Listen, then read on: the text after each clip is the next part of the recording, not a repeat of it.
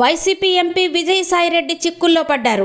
ఆంధ్రప్రదేశ్ దేవాదాయ శాఖ assistant commissioner శాంతితో అతనికి సంబంధం ఉన్నట్టు ఆరోపించిన ఆమె భర్త పోలీసులకు ఫిర్యాదు చేశారు. తాను విదేశాల్లో ఉన్న సమయంలో శాంతి గర్భవతి అయి బిడ్డను కన్నదని, అందుకు వైసీపీ ఎంపీ విజయసాయిరెడ్డి కారణమని అనుమానిస్తున్నట్టు శాంతి మాజీ భర్త మదన్ మోహన్ సంచలన ఆరోపణలు చేశారు. 2 రోజుల నుంచి ఈ విషయం వైరల్ కావడంతో తనపై వచ్చిన ఆరోపణలపై శాంతి మీడియా ముందుకొచ్చారు. తన మాజీ భర్త చేస్తున్న ఆరోపణల్లో ఎలాంటి నిజాలు లేవని, కేవలం డబ్బుల కోసమే మదన్ మోహన్ చేస్తున్న కుట్ర అని శాంతి ఆరోపించారు.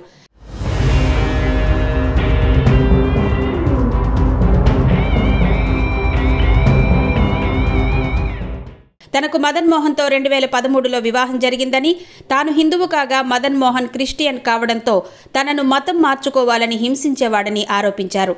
తాను పెద్ద మనుషుల సమక్షంలో 2016లో విడాకులు తీసుకున్నట్టు శాంతి స్పష్టం చేశారు. బాండ్ పేపర్పై ఇద్దరం విడాకులు తీసుకున్నామని, అప్పటికే తనకు 2 కవల ఆడపిల్లలు కలగడంతో చెరకు బిడ్డ సంరక్షణ తీసుకున్నామని శాంతి తెలిపారు. అయితే తన దగ్గర ఉన్న ఆడపిల్లను చంపేయాలని మదన్ మోహన్ బెదిరించేవాడని, విడాకులు తీసుకున్న తనను వేధించేవాడని ఆమె ఆరోపించారు.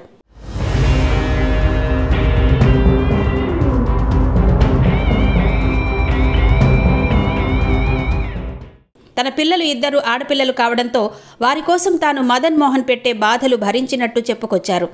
శాంతి తనకు 2020లో ఉద్యోగం వచ్చినట్టు తెలిపారు. ఆ తర్వాత వేరే అధికారి వేధింపుల నుంచి కాపాడిన సుభాష్ అనే లాయర్ను వివాహం చేసుకున్నట్టు శాంతి వెల్లడించారు. ప్రస్తుతం వివాదాన్ని ఎదుర్కొంటున్న బిడ్డ ఆయనకే పుట్టినట్టు వివరించారు.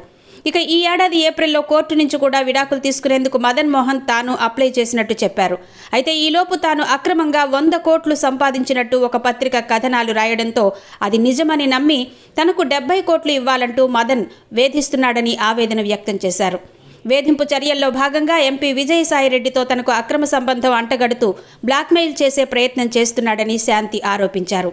ఇక ఇదే విషయంపై సోమవారం ఉదయం వైజాగ్లో తాను మీడియా ముందుకు రానున్నట్టు విజయసాయిరెడ్డి తెలిపారు.